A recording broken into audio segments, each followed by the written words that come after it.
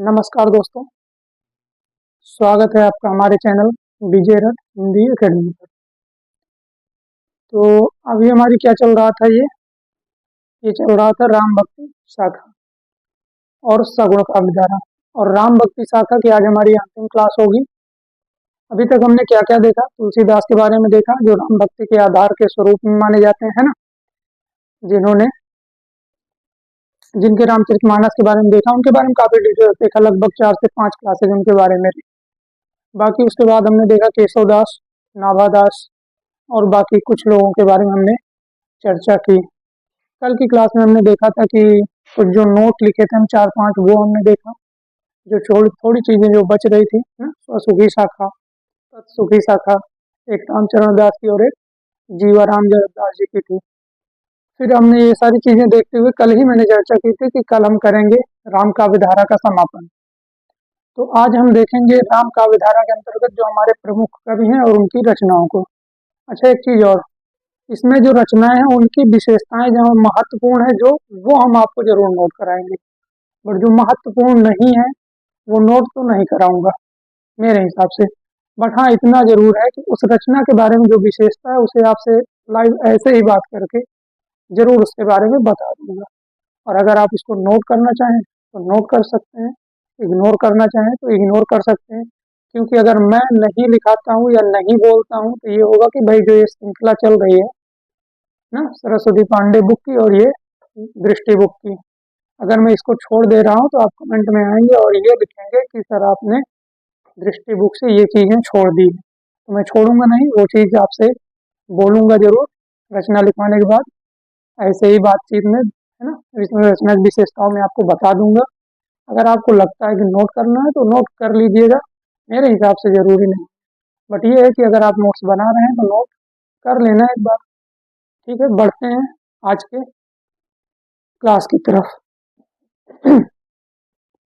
तो क्या देख रहे हैं आप, हेडिंग डालेंगे प्रमुख कवि एवं रचनाएं। ठीक, तो एक तरफ आप लिखेंगे कवि,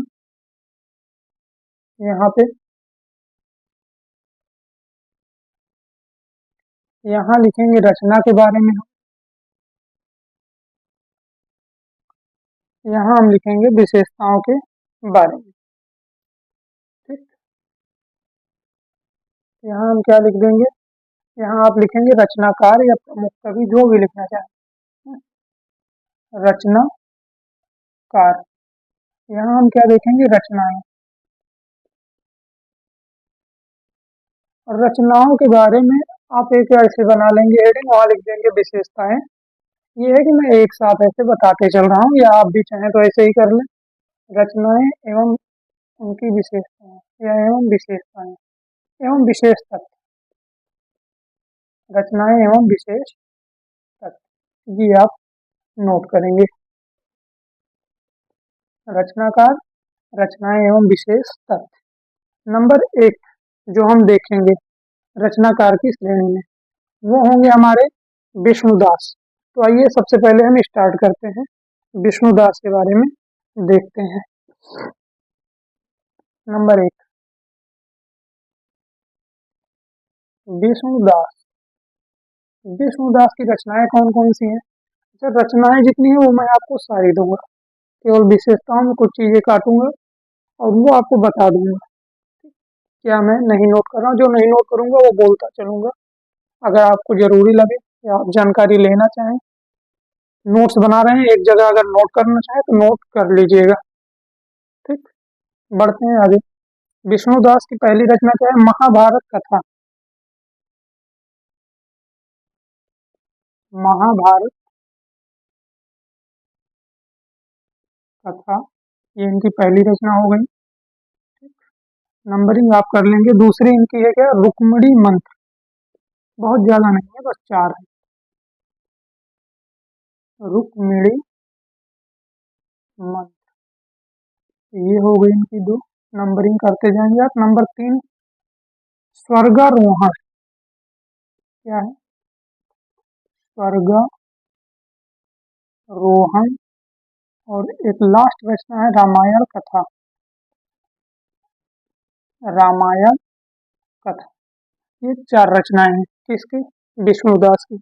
महाभारत कथा, रुक्मिणी मंत्र, स्वर्गारोहण और रामायण कथा। ठीक। इनके विशेष तथ्य के बारे में कुछ नहीं उपलब्ध है और कुछ जानना भी नहीं है। आगे बढ़ते हैं। नंबर 2 पे हम देखेंगे अगले हमारे जो रचनाकार हैं वो हैं ईश्वर दास। अच्छा, ईश्वर दास की चर्चा हम पहले सूफी काव्य के अंतर्गत भी कर चुके हैं, अगर आपको याद हो, जब हमने आपको बताया था चंदायन मधुमालती आदि की जब हम चर्चा कर रहे थे ना, एक रचना आपने पढ़ी थी, क्या पढ़ी थी? सत्यवती कथा। देख लेना किसकी है एक बार। ईश्वर दास। भरत मिलाप नंबर 1 ग्रंथ है इनका, क्या? भरत मिलाप। दूसरी रचना इनकी अंगद फैज। अंगद फैज। अच्छा, इनकी रचनाओं के बारे में ही सिर्फ जानना है, इनका सन नहीं याद रखना आपको। नंबर 3 एक है इनका राम जन्म। राम जन्म। नंबर 4 जो इनकी रचना है वो है स्वर्गारोहिणी कथा। स्वर्गारोहिणी कथा। स्वर्गारोहिणी कथा। एक और रचना है इनकी नंबर 5, वो है इनकी एकादशी कथा। एकादशी कथा। इनमें से इम्पोर्टेंट कौन सी है? एक ये जो भरत मिलाप है, एक ये दो अंगज फैज। ठीक। ये दो रचनाएं आज तक एग्जाम में पूछी गई हैं। बाकी ये भी आप जानते रहिए, इम्पोर्टेंट तो बहुत नहीं है बट इतना तो एक बार पता ही होना चाहिए यार, कौन सी रचना है इनकी। अच्छा, एक ध्यान देंगे आप, स्वर्गारोहण किसकी है? विष्णुदास की है। स्वर्गारोहिणी कथा किसकी है? ध्यान दे रहे हैं? नहीं, ये आप एक संकेत लगाएंगे, इससे क्या होगा, प्लस के चिन्ह से इससे आप मैच कर पाएंगे तो याद करने में आसानी होगी। स्वर्गारोहण विष्णुदास, स्वर्गारोहिणी कथा ईश्वरदास। आगे बढ़ते हैं। नंबर 3 हमारे जो रचनाकार हैं वो कौन है? अग्रदास।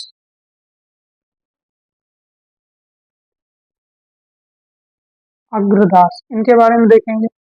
इनका जो ग्रंथ है वो है ध्यान मंजरी। क्या है? ध्यान मंजरी या राम ध्यान मंजरी, दोनों है, कुछ भी कह सकते हैं आप। ध्यान मंजरी ब्रैकेट में क्या लिख देंगे? राम ध्यान मंजरी, या आप लिख लगाइए ध्यान मंजरी या राम ध्यान मंजरी। राम ध्यान मंजरी। इसके बारे में एक महत्वपूर्ण तथ्य ये है कि ये रसिकोपासना का सिद्धांत ग्रंथ है। रसिकोपासना का सिद्धांत ग्रंथ। रसिकोपासना का सिद्धांत ग्रंथ है, ये आप नोट करेंगे। सिद्धांत दा आधा है, या आप इसे दा में भी धा लगा सकते हैं यहाँ पे, है ना? ये आप हटा देंगे, क्या हो जाएगा? सिद्धांत ग्रंथ है। अच्छा, एक चीज और, ध्यान मंजरी, राम ध्यान मंजरी जो है ये राम कथा पर वर्णित है। इसके बारे में बस इतना ही जानना है। नंबर 2 पे इनकी जो रचना आती है वो आती है कुंडलिया। क्या है? कुंडलिया। ये जो कुंडलिया है, या आप लगाएंगे हितोपदेश उखाड़ा बावन। हितोपदेश उपखाड़ा बावन। उपखाड़ा बावनी। अड़ा चंद्रबिंदी लगाएंगे आप, हितोपदेश उपखाड़ा बावनी। इनके बारे में शायद चर्चा हो चुकी है यार पीछे, बट ये कि ठीक है, जब देख रहे हैं तो यहाँ देख लीजिए। ये नीति परक ग्रंथ है। नीति परक ग्रंथ। ध्यान मंजरी, राम ध्यान मंजरी रसिकोपासना पर आधारित। और ये जो देख रहे हैं हम कुंडलिया या हितोपदेश उखाड़ा बावन, ये नीति परक ग्रंथ है। बढ़ते हैं आगे। एक रचना है इनकी पदावली। क्या है एक रचना इनकी? पदावली। ये एक इनका ग्रंथ है। एक है इनका अष्टयाम, नंबर 4। क्या है? अष्टयाम। ठीक। या इसी को लिखेंगे आप रामाष्टयाम। अष्टयाम या रामाष्टयाम। इसके बारे में आप देखेंगे, इसमें भी सीता और राम, इनके जो है दाम्पत्य विवाह का वर्णन है। किसमें? पदावली में। कुल मिला के ये है कि इसमें सीता और राम विवाह का वर्णन किया गया है पदावली में। और ये जो अष्टयाम या रामाष्टयाम है, ये संस्कृत ग्रंथ है, संस्कृत रचना है, यानी भाषा इसकी संस्कृत है। और इसमें भी जो है भगवान राम के दैनिक लीला का वर्णन किया गया। अष्टयाम मतलब आठों याम, 8 प्रहर, जो 24 घंटे हम लोग डिवाइड करते हैं ना, उसी को 8 याम, 8 यामों में डिवाइड किया गया, 8 पहरों में। तो ये जो अष्टयाम है या रामाष्टयाम है, तो राम की दिनचर्या का यानी 8 याम के कृत्य का, उनके 8 मतलब 8 पहर में किए जाने वाले कार्यों का उल्लेख इसमें किया गया है। तो इससे भी आप अगर इसको समझ पाए तो इससे भी आसानी होगी। रामाष्टयाम यानी भगवान राम के 8 पहर में किए जाने वाले कृत्य का वर्णन रामाष्टयाम या अष्टयाम में किया गया है। किसने किया? अग्रदास ने किया है। ठीक ना? तो ये थे अग्रदास। बढ़ेंगे आगे। आगे जो हम देखेंगे वो देखेंगे नाभादास को। अच्छा, तुलसीदास की चर्चा पीछे हो चुकी है, इसलिए हम तुलसीदास को दोबारा लेके नहीं आएंगे। और तुलसीदास के साथ साथ केशवदास पे भी हमने डिटेल से देखा है। ठीक। तो उनके लिए भी हम अलग से इसमें फिर से नोट नहीं कराएंगे। जिनकी चर्चा हम पीछे कर चुके हैं उन्हें हम रिपीट नहीं करेंगे।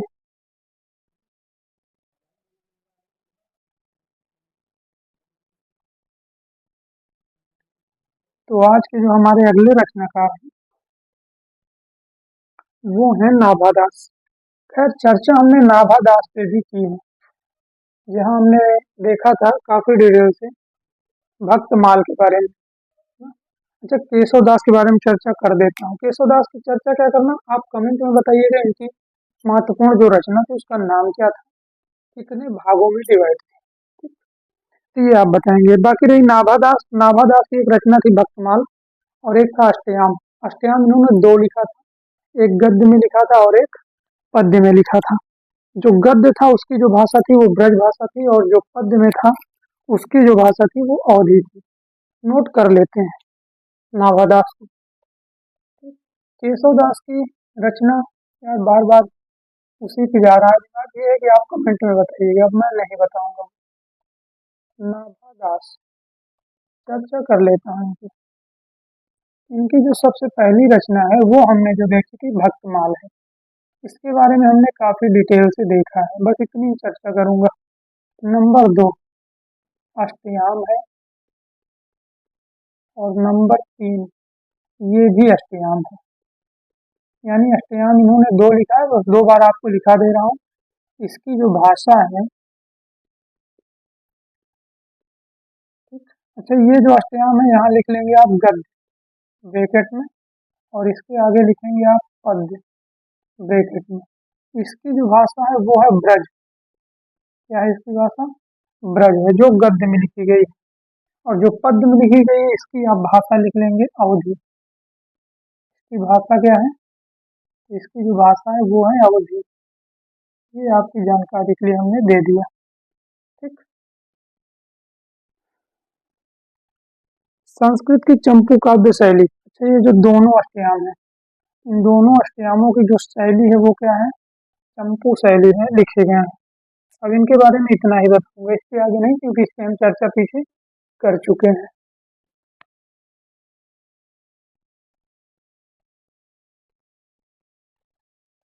तो नाभादास हो गए, नंबरिंग आप करते रहेंगे। लिखेंगे हम प्राणचंद्र चौहान। ज़्यादा नहीं है, बस 3-4 और बचे हैं। प्राणचंद चौहान के बारे में देखेंगे। इनका जो ग्रंथ है उसका नाम है रामायण महानाटक। एक ही है, रामायण महानाटक। कब आया था? ये आया था 1610 ईस्वी में। 1610 ईस्वी में, ठीक। रामायण महानाटक। एक चीज महत्वपूर्ण है जो आपको लिखना है कि संस्कृत के हनुमान नाटक से प्रभावित। वैसे जरूरी तो ये भी नहीं, बट ये है कि बस देख लीजिए किसका प्रभाव है। संस्कृत के हनुमान नाटक से प्रभावित, क्योंकि इनकी जो पूछी जाती है सिर्फ रचना पूछी जाती है यार, कि प्राणचंद चौहान की रचना का क्या नाम है। तो संस्कृत के हनुमान नाटक से प्रभावित है। शैली इसकी दोहा चौपाई है, ठीक। संवादात्मक प्रबंध काव्य है। बाकी राम काव्य पढ़ रहे हैं तो राम से संबंधित ही है। अच्छा, एक चीज और, संवादात्मक होने के कारण इसे कभी कभी नाटक की श्रेणी में भी रख लिया जाता है। क्या आपने जाना? संस्कृत के हनुमान नाटक से प्रभावित है, संवादात्मक प्रबंध काव्य है, संवाद प्रमुख होने के कारण कभी कभी इसे नाटक की श्रेणी में भी रख लिया जाता है, ठीक। और इसकी शैली क्या है? दोहा चौपाई शैली है। इसके बारे में इतना है, आगे बढ़ेंगे।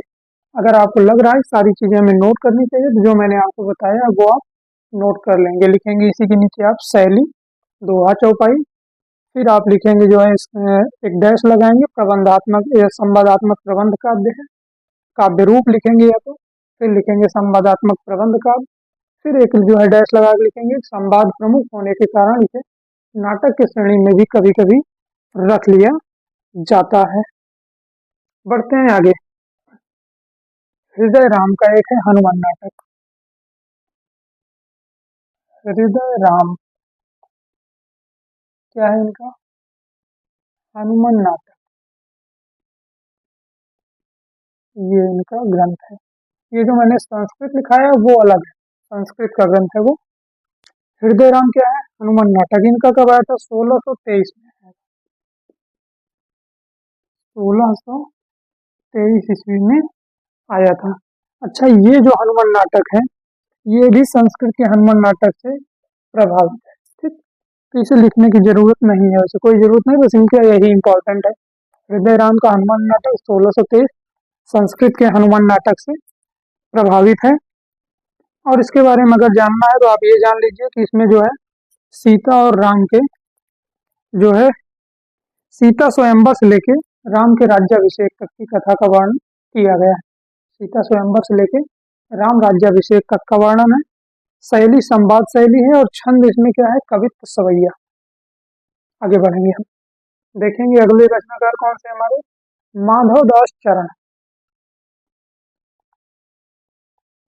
माधव दास चरण, ये देखते हैं इनकी रचना कौन सी है। माधव दास चरण एक तो है राम रासो, दो रचनाएं हैं इनकी। राम रासो ये आई थी 1618 ईस्वी में, 1618 ईस्वी में। और नंबर 2 है इनका अध्यात्म रामायण। अध्यात्म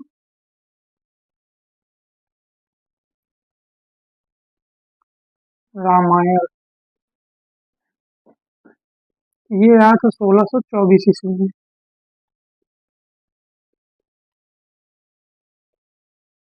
ये हो गया राम रासो, माधव दास चरण का है। और इसके साथ साथ अध्यात्म रामायण ये किसका है? ये भी माधव दास चरण का है। बस यही दो रचनाएं हैं, एक 1618 में आई है, एक 1624 ईस्वी में आई है, ठीक। अच्छा, ये जो अध्यात्म रामायण है ये संस्कृत के अध्यात्म रामायण से प्रभावित है। लिखना चाहें तो आप लिख सकते हैं संस्कृत के किससे? अध्यात्म रामायण से प्रभावित है। बाकी कोई जरूरत नहीं है इसकी। जो आपको याद रखना है बस इतना कि राम रासो अध्यात्म रामायण दोनों रचनाएं माधवदास चरण की है। आगे हम बढ़ेंगे। माधवदास चरण के बाद हम देखेंगे अगली रचना लाल दास की। हमारे अगले रचनाकार कौन है? लाल दास। इनकी क्या रचना है? इनकी रचना का जो नाम है वो है अवध विलास। एक ही रचना है, क्या है? अवध विलास। अवध विलास की समय सीमा देखेंगे कितनी है? 1643 ईस्वी। 1643 ईस्वी अवध विलास। ठीक। अवध विलास में जो है राम जन्म से लेकर राम के वनगमन तक की कथा है। राम के जन्म से लेकर बाल रूप से लेकर जब से राम का जन्म हुआ तब से लेकर बन जाने तक की कथा का वर्णन किसमें देखने को मिलेगा आपको? अवध विलास में देखने को मिलेगा। ठीक। और क्या है इसमें? शैली इसकी दोहा चौपाई है, भाषा अवधी है। अवध विलास की भाषा क्या है? अवधी है। और देखेंगे आप क्या कि ये 18 विश्रामों में विभक्त है।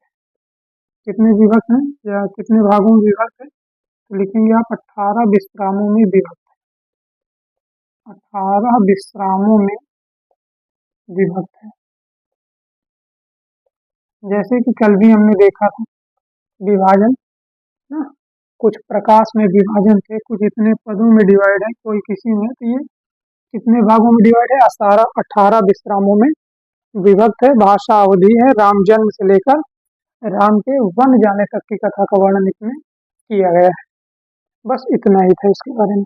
अगले रचनाकार हैं हमारे कपूर चंद्र त्रिखा। कपूर चंद्र त्रिखा। तो ये जो कपूर चंद्र त्रिखा है, इनकी जो रचना है वो है रामायण, जो आई थी 1646 में। रामायण कब आई थी? 1646 ईस्वी में आई थी। इसमें टोटल 145 छंद हैं और इसके बारे में कुछ नहीं जानना है। भाषा ब्रज है, लिपि इसकी गुरुमुखी है, कोई मतलब नहीं है ये सारी चीजें लिखने की। बस आप इतना जानते रहिए, रामायण 1686 में आई थी, कपूरचंद त्रिखा की है। अगले जो हमारे रचनाकार हैं वो है नरहरि बारहट। कौन है? नरहरि बारहट को मिटा देता हूँ। नरहरि बारहट का जो रचना है वो है पौरुषेय रामायण, और इसी एक रचना के बारे में हमें जानना है।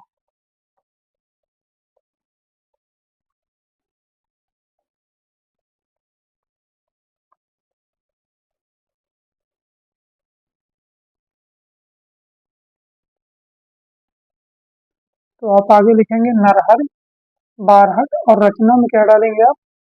पौरुषेय रामायण। बताते हैं पौरुषेय रामायण के बारे में। नंबरिंग आप कर लें। नरहरि बारहट। नरहरि बारहट,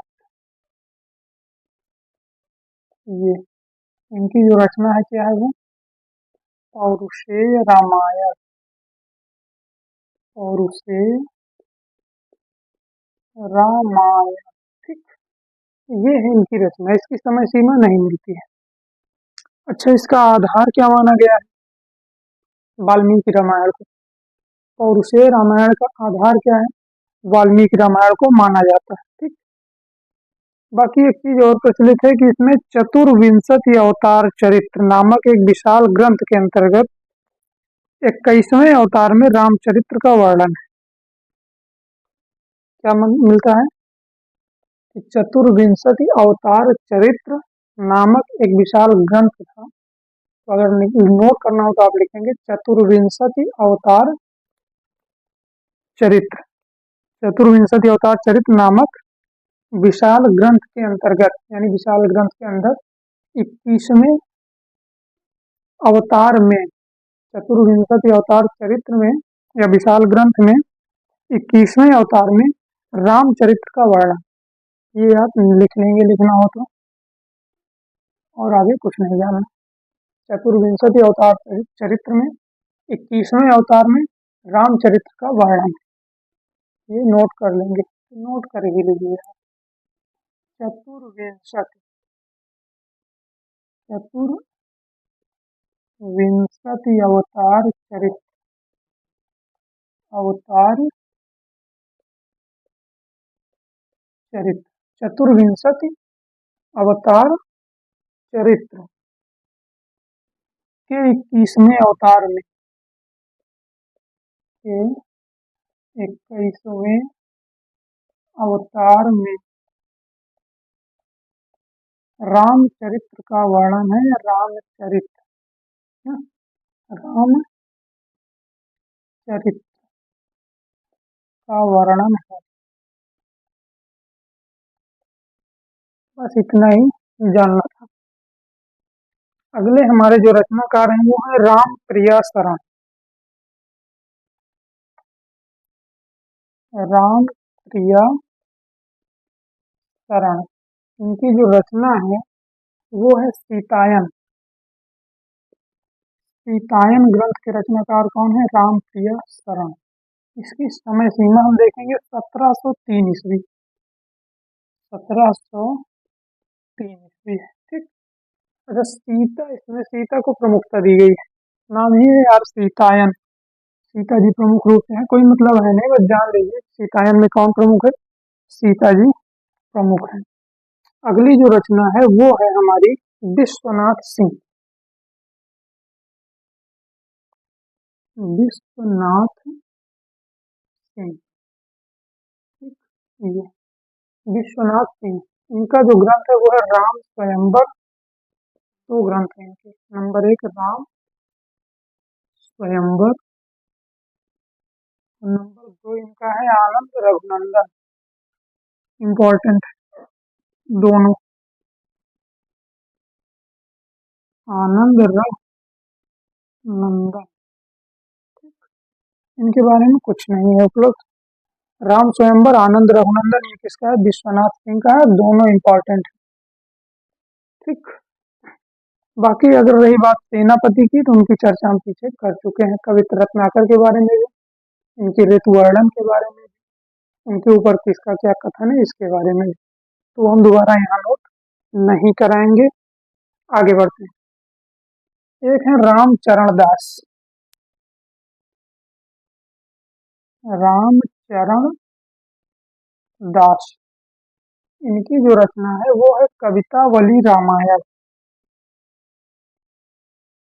कवितावली रामायण, अगर आपको याद हो तो आपने पीछे देखा था एक रचना कवितावली के नाम से, जहां हमने आपसे चर्चा की थी हनुमान बाबू की, रामचरितमानस की, वैराग्य संदीपनी की।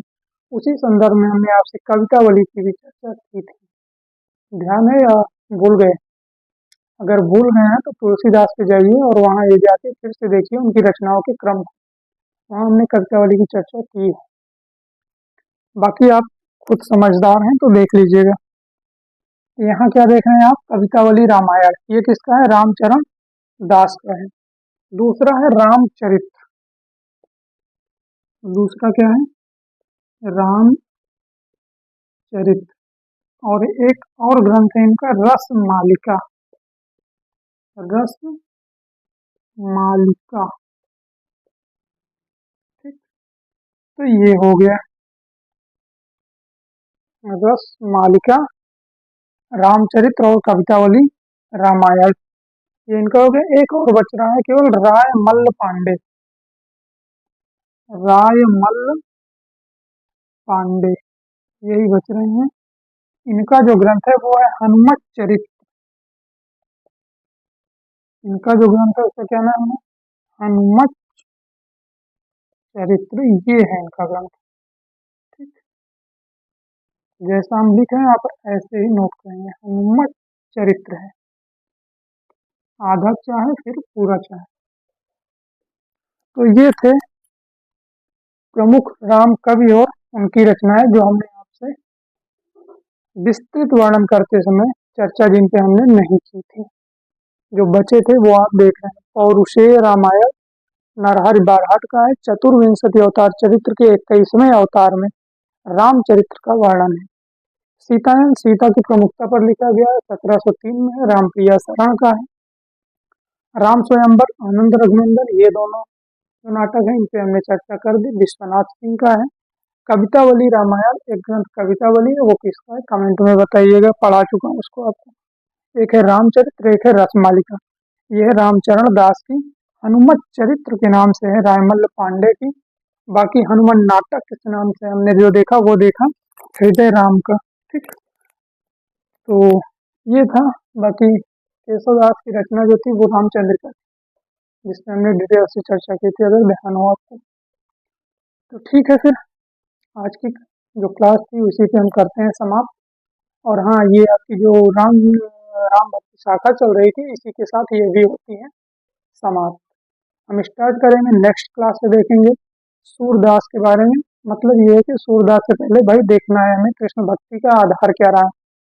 तो नेक्स्ट क्लास में हम देखेंगे कृष्ण भक्ति शाखा, और उसके बाद करेंगे भक्ति काल का समापन। ठीक, तो ठीक है, बढ़ते हैं अगले क्लास की ओर। नेक्स्ट डे लेंगे आपसे विदा। धन्यवाद।